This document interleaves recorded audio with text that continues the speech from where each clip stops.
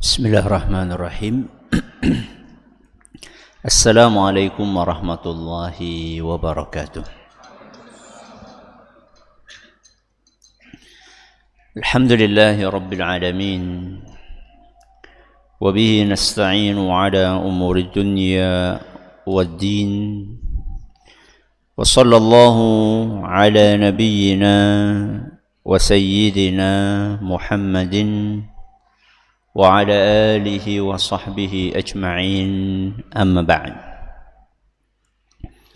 Kita panjatkan puja dan puji syukur kehadirat Allah subhanahu wa ta'ala. Pada kesempatan malam yang berbahagia kali ini, tanggal 11 Muharram 1446 Hijriah, atau yang bertepatan dengan tanggal 17 Juli 2024, kita kembali diberi kekuatan, kesehatan, hidayah serta taufik dari Allah Jalla wa'ala, sehingga kita bisa kembali menghadiri pengajian rutin tafsir Al-Quran di Masjid Agung Darussalam Purbalingga. Kita berharap semoga Allah subhanahu wa ta'ala berkenan untuk melimpahkan kepada kita semuanya ilmu yang bermanfaat, sehingga bisa kita amalkan.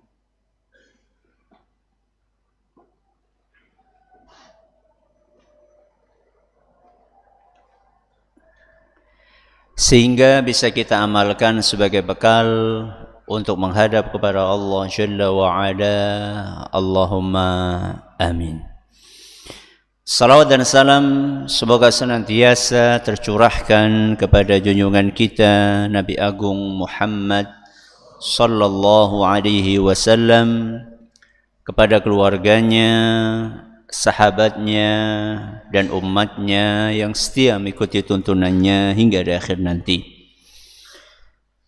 Para hadirin dan hadirat sekalian yang kami hormati, seperti biasanya sebelum kita mengawali pengajian malam hari ini, kita akan membaca sebagian ayat-ayat yang ada dalam surat yang mulia, surat Al-Infitar.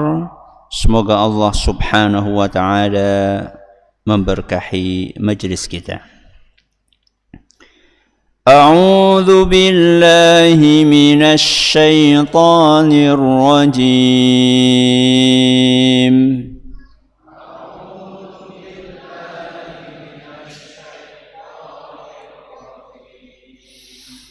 يا أيها الإنسان ما غرك بربك الكريم.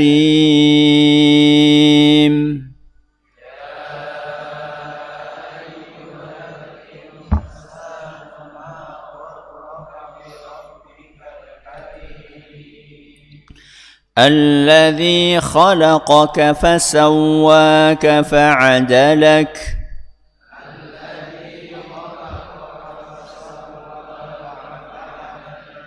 في أي صورة ما شاء ركبك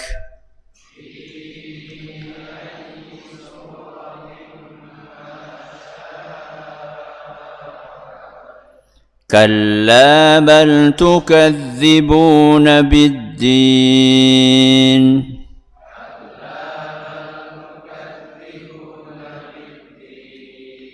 وإن عليكم لحافظين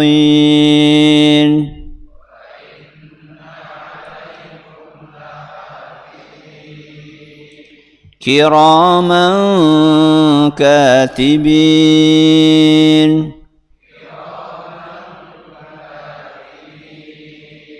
يعلمون ما تفعلون.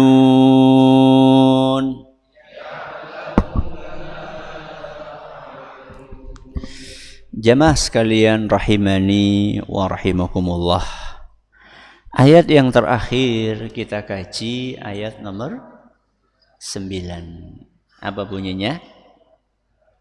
Kalla bal tukadzibuna biddin. Tidak seperti itu. Justru kalian itu mendustakan adanya hari pembalasan. Alias orang-orang kafir tidak percaya dengan adanya hari kiamat. Dan ketidakpercayaan mereka itu adalah sebuah perilaku yang terlalu. Sebuah perilaku yang terlalu. Kenapa kok terlalu? Dijelaskan di dalam ayat yang ke-10. Apa bunyi ayat yang ke-10? Wa inna alaikum lahafizin. Padahal sungguh ada para malaikat yang senantiasa mengawasi kalian. Padahal, apa? Sungguh ada para malaikat yang senantiasa mengawasi kalian. Para malaikat ini ditugasi oleh Allah untuk mengawasi siapa? Manusia. Buat apa? Buat apa? Buat menulis. Menulis apa? Apapun yang kita kerjakan dan apapun yang kita ucapkan.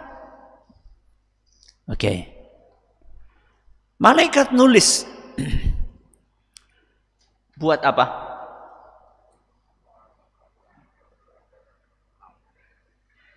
Ditulis terus selesai. Atau ada kelanjutannya? Apa kelanjutannya?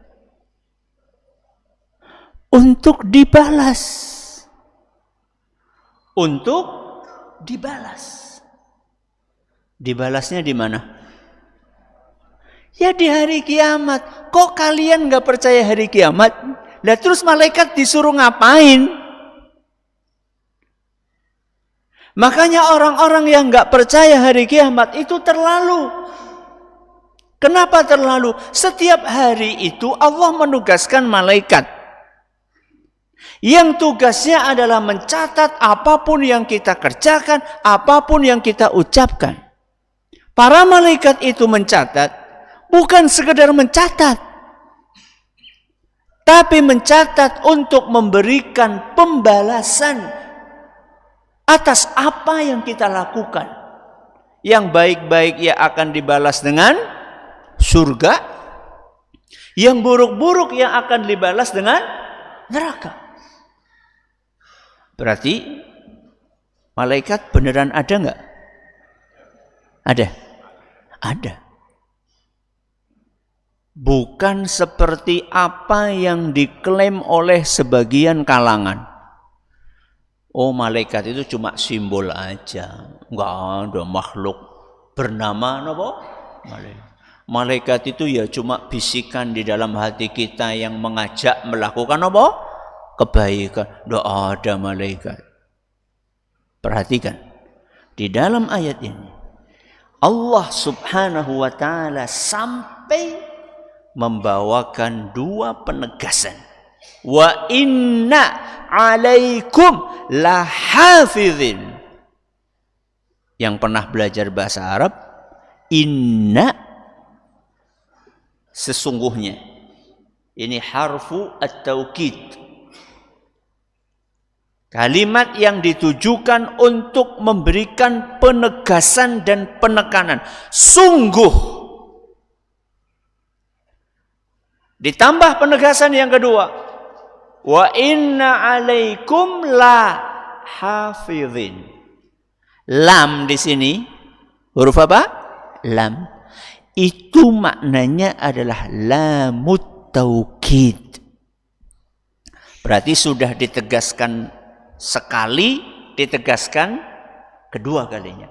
Sungguh, betul-betul. Berarti terjemahannya bukan sekedar apa? Sungguh ada malaikat, tapi enggak. Sungguh, betul-betul. Ya. Bagi yang paham bahasa Arab. Sing urung paham? Ya sinau. Ya. Jadi inna gue harfu taukid. La di situ la hafizin lamu at-taukid. Yang kalau diterjemahkan seperti yang saya sampaikan tadi, inna napa? Sesungguhnya. La benar-benar. Allah Subhanahu wa taala sampai menegaskan dengan dua kali penegasan ini. Salah satu tujuannya untuk menjelaskan bahwa memang benar-benar ada malaikat, bukan ilusi, bukan sekedar simbol, bukan hanya bisikan yang membisikkan kepada kebaikan, bukan. Memang betul-betul ada malaikat, makhluk yang terbuat dari apa? Cahaya, yang punya fisik. Sebagian malaikat punya dua sayap, uli ajnihatin mathna wa thulatha wa ruba'a. Kata Allah Azza wa Jalla dalam Al-Quran, malaikat ada yang sayapnya dua, ada yang sayapnya tiga, ada yang sayapnya empat. Wa yazidu fil khalqi ma yasha. Dan ada yang sayapnya terserah Allah banyaknya. Contohnya sini, malaikat Jibril. Rasulullah SAW pernah melihat dengan mata kepala beliau sendiri wujud aslinya malaikat Jibril. Lahu sittu mi'ati janah. Punya 600 sayap. Qad saddal ufuq. Langit penuh dengan sayapnya. Percaya? Betul bro? Kenapa jangan percaya? Karena yang ngabari al-amin, as-sadiqul amin, orang yang nggak pernah bohong. Siapa? Rasulullah Sallallahu Alaihi Wasallam. Baik. Wa inna alaikum lahafizin. Lahafizin, apa maknanya? Sekurang-kurangnya ada dua makna. Makna yang pertama adalah malaikat-malaikat pencatat amal. Kenapa? Malaikat-malaikat pencatat amal. Makna yang kedua, malaikat-malaikat penjaga manusia. Kenapa? Penjaga manusia. Kita ulangi. Yang pertama apa? Malaikat-malaikat pencatat amal. Yang kedua, malaikat-malaikat penjaga manusia. Kata Imam Ibnu Katsir di dalam tafsirnya, nanti saya akan bacakan ayatnya. Setiap masing-masing dari kita, Allah menugaskan 4 malaikat.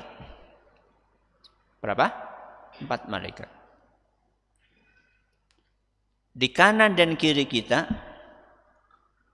di depan dan belakang kita. Berapa berarti jumlahnya? 4. Yang ditugasi oleh Allah untuk mencatat amal yang di mana? Yang di kanan dan kiri. Yang di kanan tugasnya mencatat kebaikan, yang di kiri mencatat keburukan. Berarti yang depan dan belakang apa? Yang menjaga kita. Nanti kita akan jelaskan bahwa malaikat itu bergilir. Ada yang bertugas di malam hari dan ada yang bertugas di siang hari. Pergantian shiftnya kapan? Nanti kita akan jelaskan. Kita bahas dulu ya. Yang pertama apa? Malaikat pencatat. Wa inna alaikum lahafidhin. Makna yang pertama adalah sungguh benar-benar ada malaikat-malaikat yang mencatat perbuatan kalian. Dari mana kok bisa kita ambil kesimpulan bahwa lahafidhin itu artinya adalah malaikat pencatat? Dari ayat selanjutnya. Apa yo? Kiraman katibin. Kiraman itu malaikat-malaikat mulia, katibin itu adalah yang menulis. Lah terus lahafizin di situ artinya apa? Kata Imam Ibnu Ashur rahimahullah, fahuwa huna bima'na riayati wal muraqabah. Lahafizin artinya adalah para pemantau dan para pengawas.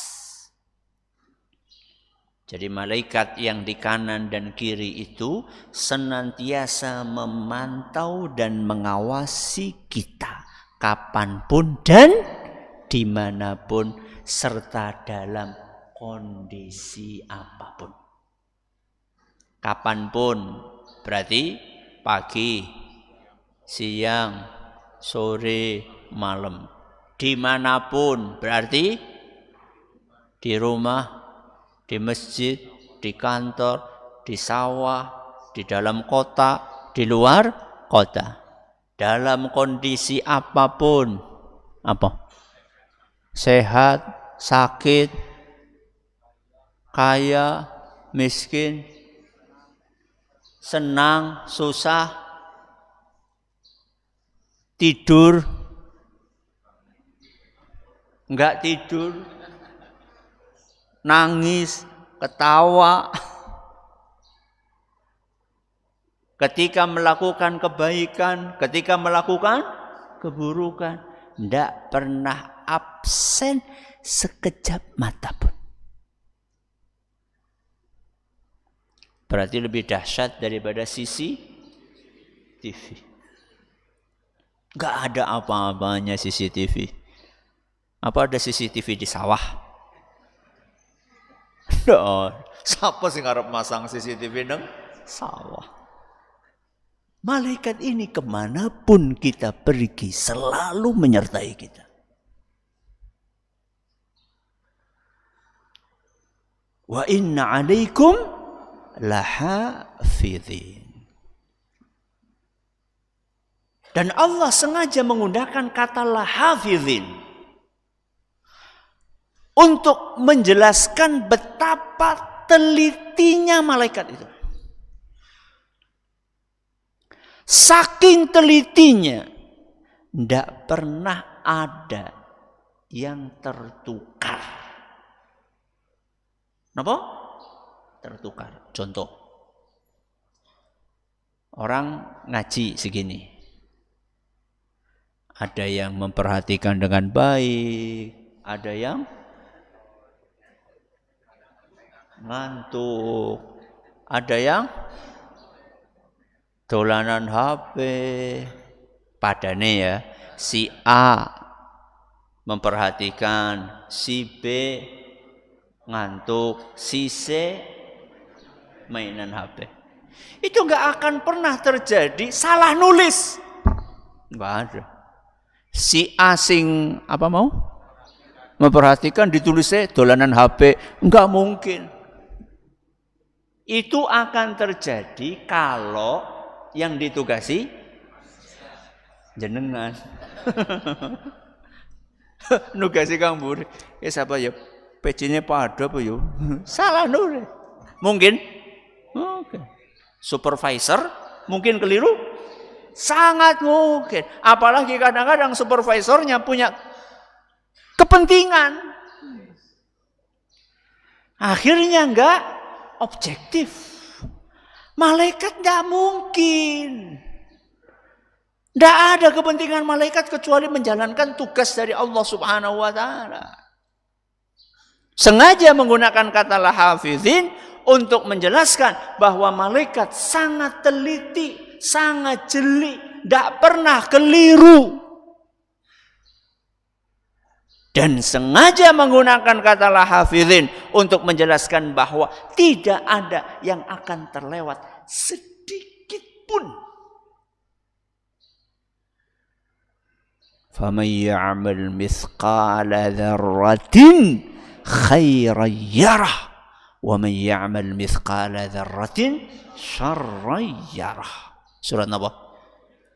Az-Zalzalah ayat 7-8. Barang siapa yang melakukan kebaikan walaupun hanya sebesar debu,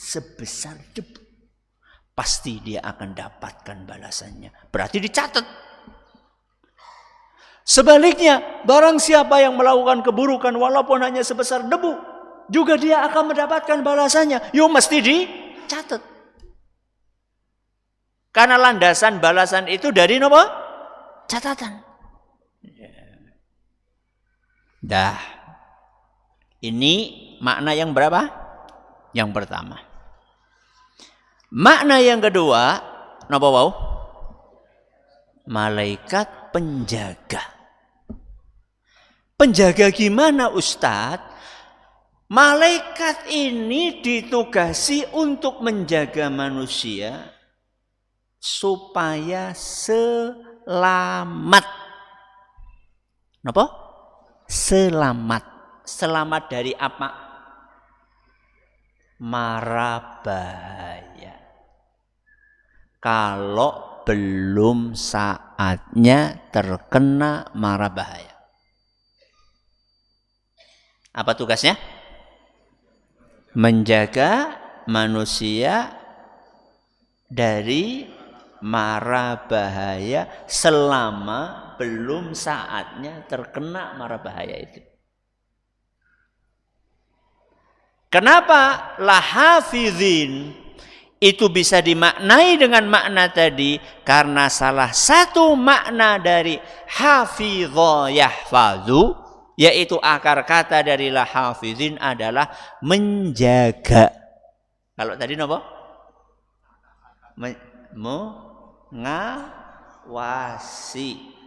Mengawasi untuk mencatat. Jadi salah satu makna dari lahafizin adalah menjaga. Malaikat menjaga manusia tersebut dari hal-hal yang bisa membahayakan keselamatannya. Salah satu dalilnya adalah Al-Quran surat Ar-Ra'du ayat 11. Surat apa? Ar-Ra'du ayat 11. Kata Allah Subhanahu wa ta'ala, lahu mu'aqibatun min baini yadayhi wa min khalfihi yahfazunahu min amrillah. Sesungguhnya setiap manusia ada malaikat yang bergilir. Kenapa? Bergiliran. Min baini yadayhi di depan, wa min khalfihi dan di belakang, yahfazunahu untuk menjaga manusia tersebut min amrillah dengan perintah dari Allah. Makanya tadi saya katakan malaikatnya yang menjaga di mana? Satu di depan, satu di belakang. Dosen saya ketika masih kuliah di Madinah cerita tentang kejadian nyata yang beliau alami sendiri. Mungkin saya pernah menceritakan kisah ini, tapi tidak apa-apa saya ulangi lagi. Mbok wis pada kelalen. Cerita apa kelalen? Ya, Masya Allah. Bismillah.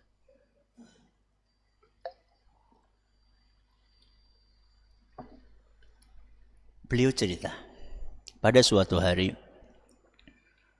saya naik mobil sedan, lupa saya, kayaknya Camry gitu, pokoknya sedan kecil. ketemu lampu merah. Traffic light.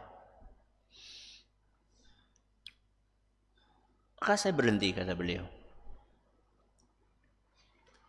Begitu oranye, terus apa? Hijau, maka beliau pun berjalan. Namanya orang baru berjalan, kenceng atau enggak? Enggak, namanya juga baru berjalan. Jalannya pelan. Dan dia tidak memperhatikan bahwa dari arah sana ada truk kontainer. Truk apa? Kontainer. Besar apa kecil? Menjadi kontainer. Truk yang dari sana begitu mendekati lampu merah, lampunya kuning, hijau di depan dia, di tempat dia lampunya hijau. Sebelum pindah jadi merah apa dulu? Kuning. Dia pengen nggak terjebak lampu merah. Begitu kuning, apa yang dia lakukan? Gaspol. Kayak siapa? Padahal lampu oranye itu tujuannya apa? Siap-siap berhenti. Bukan? Gaspol. Kiwis pada ujian SIM apa ora sih? Jangan-jangan nembak. Dia pacu sekencang-kencang.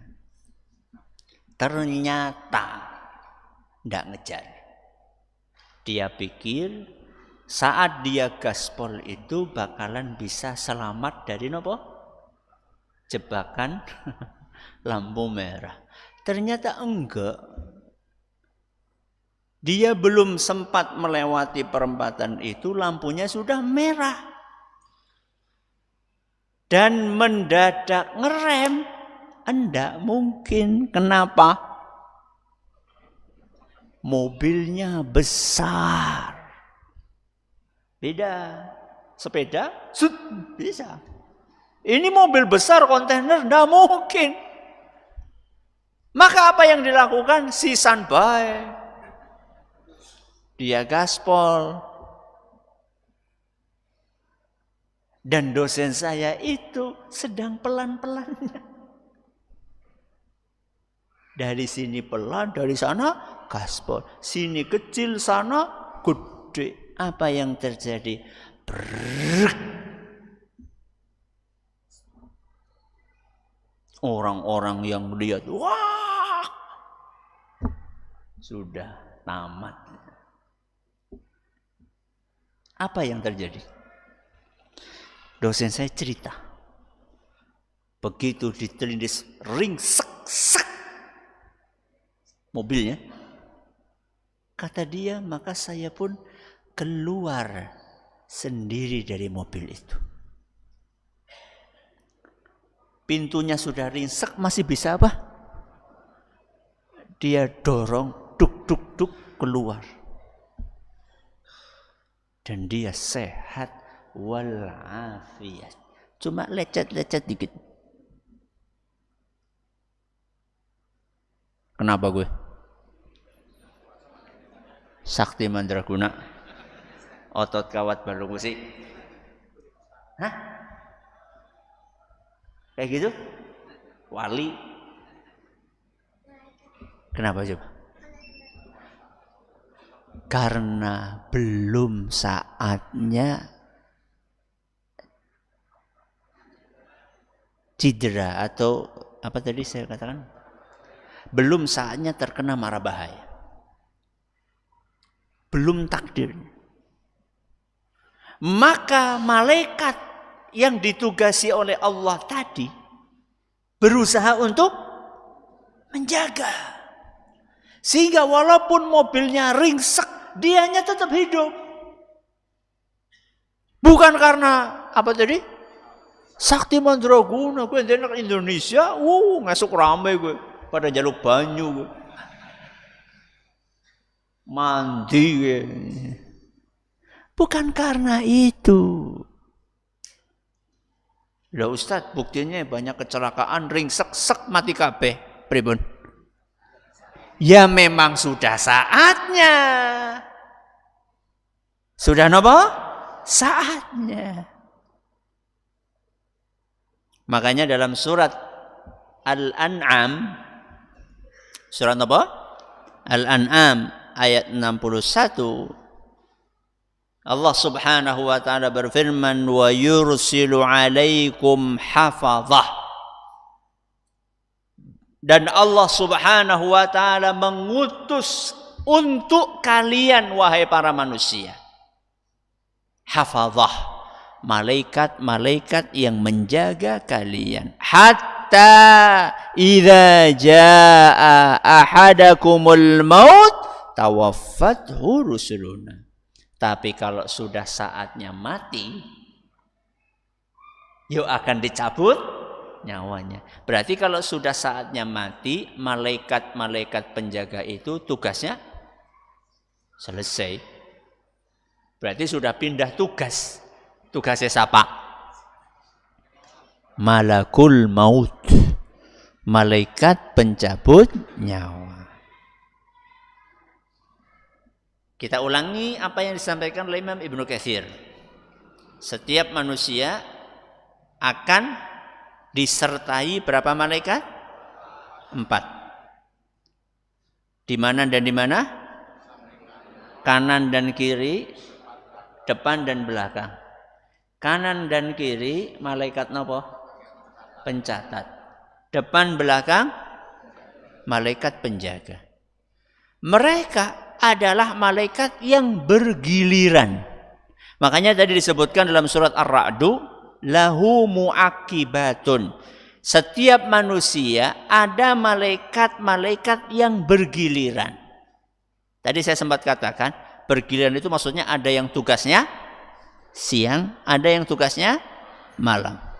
Dan pergantian shift tadi dijelaskan oleh Rasul SAW dalam hadis riwayat Bukhari dan Muslim, yata'aqabuna fikum malaikatun bil-laili wa malaikatun bin-nahar. Malaikat-malaikat yang bertugas di siang hari dan malaikat-malaikat yang bertugas di malam hari, mereka bergantian.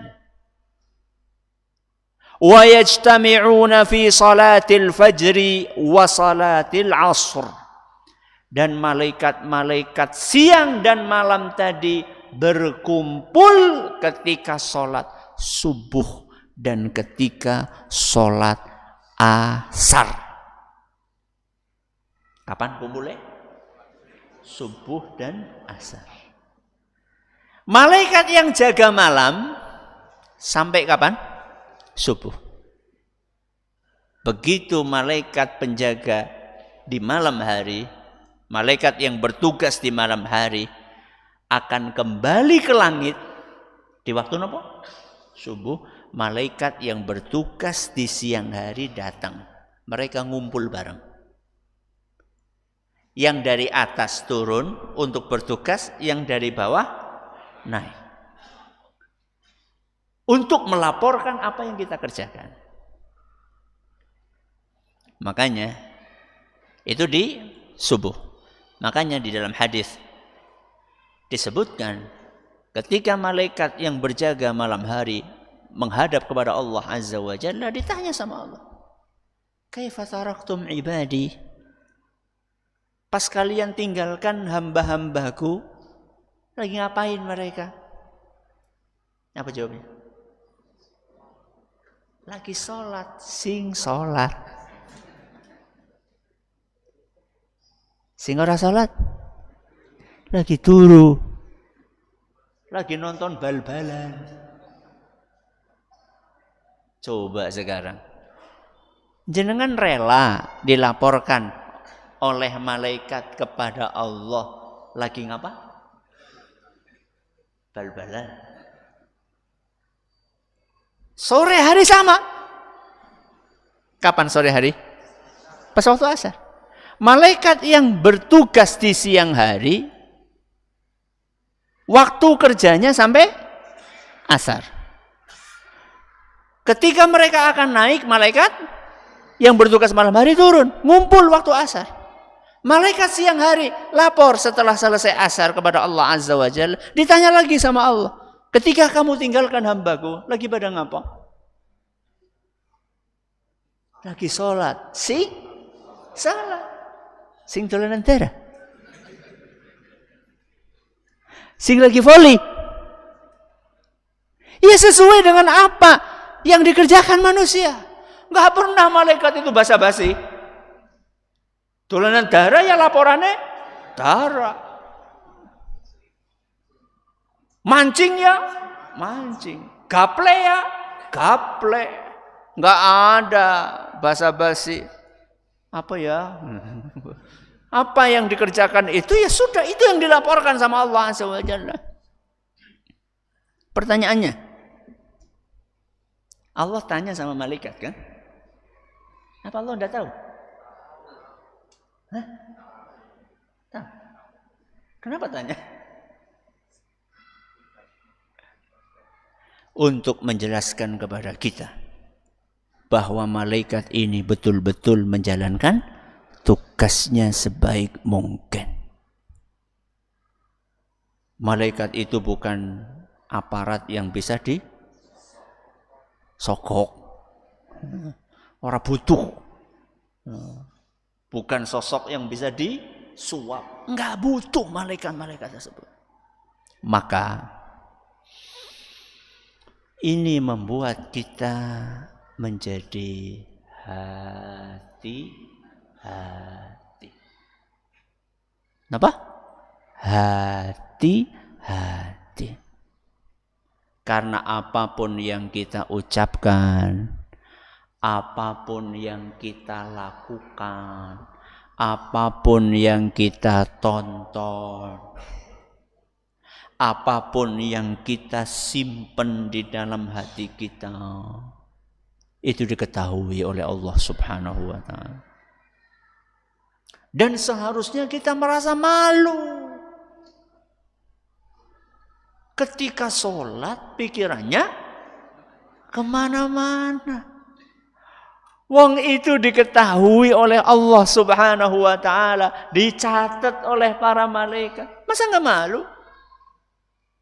Mentang-mentang di luar kota nggak ada menteri dalam negeri. Siapa menteri dalam negeri? Sang bojo. Kemudian bebas melakukan apapun. Malaikat tidak tahu. Istri kita tidak tahu, malaikat tahu. Mentang-mentang kita mainan HP di dalam kamar, kita kunci dari dalam. Ibu kita, bapak kita tidak tahu. Terus berarti nggak ditulis sama malaikat. Setelah mainan HP, selalu kita lakukan clear history. Apa sebenarnya? Menghapus semua jejak digital. Terus selesai urusannya, rampung gitu. Bahkan di flash apanya? HP-nya, di delete semuanya. Terus selesai. Anda yang terhapus itu dari HP, dari catatan malaikat tetap ada.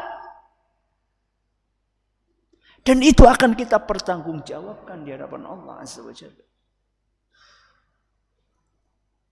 Maka keimanan kita tentang adanya malaikat ini membuat kita akan semakin lebih berhati-hati.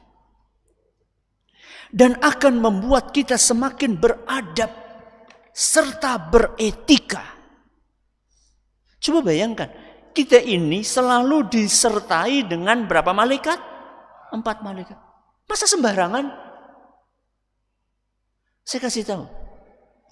Rasulullah SAW pernah menyampaikan, kalau kita habis makan sesuatu yang bau, jangan apa?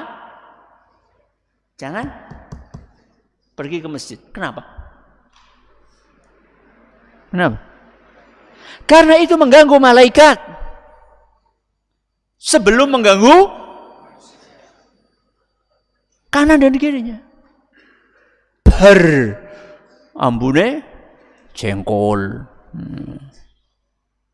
Ambune asbak.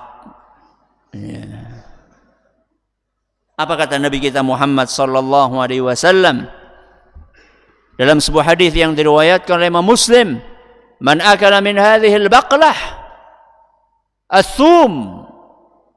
Wa qala marratan man akala al-basala wath-thuma wal-kurrath fala yaqrabanna masjidana. Barang siapa yang baru makan bawang merah atau bawang putih atau daun bawang.